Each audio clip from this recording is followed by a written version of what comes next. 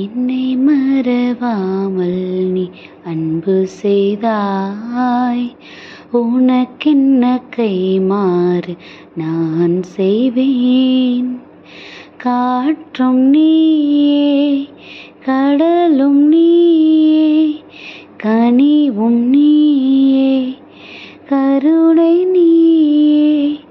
உன்னன்பு சங்கமத்தி நன்றி காணிக்கை, எந்த நன்பு காணிக்கை, எந்த நன்றி காணிக்கை.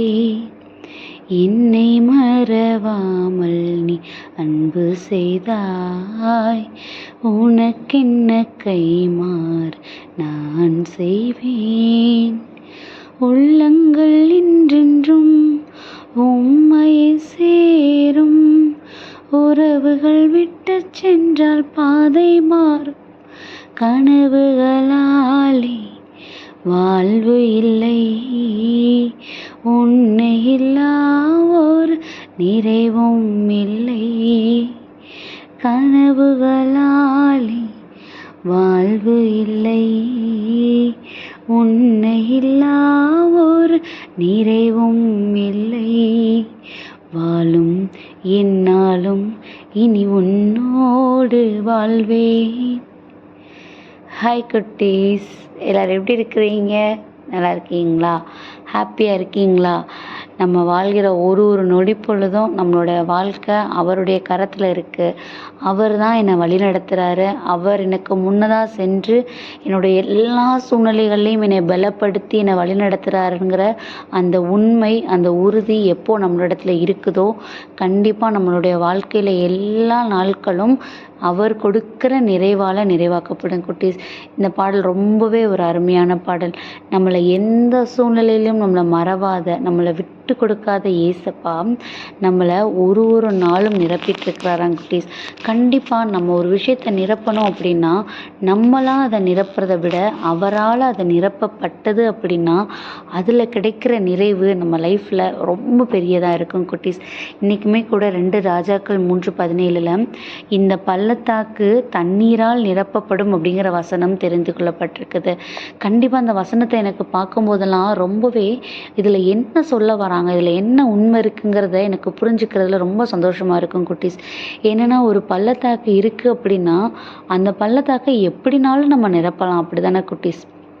ஆனால் இது பர்பஸாக ஒரு வசனமாக கொடுத்துருக்கும்போது அந்த பள்ளத்தாக்கை முழுமையாக நிரப்பணும், அது சடனாக நடக்கணும் அப்படிங்கிற ஒரு விஷயத்த நம்மளால் பண்ண முடியாது. அப்போது அது ஒரு மிராக்கிளாக இருந்தால் மட்டும்தானே பண்ண முடியும். அந்த மிராக்கிளை ஏசப்பாவால் மட்டும்தான் பண்ண முடியும். அந்த பள்ளத்தாக்கு நிரப்பப்படட்டும்னு அவர் சொல்லிட்டாருன்னா அது எப்பேற்பட்ட சூழ்நிலையாக இருந்தாலும் கூட அது நிரப்பப்படும், அவரால் நிறைவாக்கப்படும் அப்படிங்கிறதான் குட்டீஸ் உறுதி. இந்த நாள்லேயும் கூட நம்ம லைஃப்பில் நம்ம நினச்சி கூட பார்க்க முடியாத பெரிய பெரிய மிராக்கிள்ஸை அவர் நமக்காக செய்து கொடுக்கறதுக்கு இந்த நேரத்தில் தயாராக இருக்கிறாரு. அவர் சொன்னால் நம்ம லைஃப்பில் நோங்கிற இடம் எல்லாமே எஸ்ஸாக கண்டிப்பாக மாறும். ஸோ அவரை நம்ம முழுமையாக இறுக பற்றி பிடிச்சிக்குவோம். ஏசப்பா, இந்த பள்ளத்தாக்கு உங்களால் நிரப்பப்பட போகுது. அது ஒரு குறைவுங்கிறத தாண்டி அதை நிரப்புறதுக்கு என் தேவன் என் கூட இருக்கிறாரு, அவர் அதை நிரப்பி கொடுப்பாருன்னு நாங்கள் விசுவாசமாக இருக்கோம் டாடி. நீங்கள் நிரப்புங்கன்னு நம்மளுக்குள்ளே இருக்கிற எல்லா குறைவான சூழ்நிலைகளையும் அவரிடத்துல ஒப்பு கொடுப்போம். நம்மளுக்குள்ளே இருக்கிற எல்லா அப்நார்மல் சூழ்நிலைகளையும் அவரிடத்துல ஒப்பு கொடுப்போம். ஏன்னா அவரால் அதை நிரப்பப்படும், அவரால் அது நிறைவாக்கப்படும். ஸோ இந்த நாள்லையும் நம்ம இந்த சூழ்நிலைகளையும் இந்த செயல்களையும் அவரிடத்துல ஒப்பு கொடுப்போம். நம்ம லைஃப்பில் நம்ம நினைப்பதற்கும் மேலான எதிர்பார்க்கவே முடியாத அதிசயங்களை நம்மளை ஒரு மிகப்பெரிய சாட்சியாக எல்லாரும் முன்னாடியிலையும் ஏசப்பா நிப்பாத்துவாங்க. ஸோ அதுக்காக ஏசப்பாட்ட ஒப்பு கொடுத்து ப்ரேயர் பண்ணுவோமா? ஏசப்பா, அந்த நேரத்திற்காக நன்றியப்பா. இந்த நேரத்துலையும் கூட இந்த பள்ளத்தாக்கு நீரால் நிரப்பப்படும் சொல்லியிருக்கீங்க டாடி. எங்கள் லைஃப்லையும் நாங்கள் இப்போ சந்திச்சிட்ருக்கிற ஒவ்வொரு சூழ்நிலைகள்லையும் எங்களுடைய குறைபாடுகள் எல்லாவற்றையும் உமது கரங்களில் ஒப்பு கொடுக்குறோம்.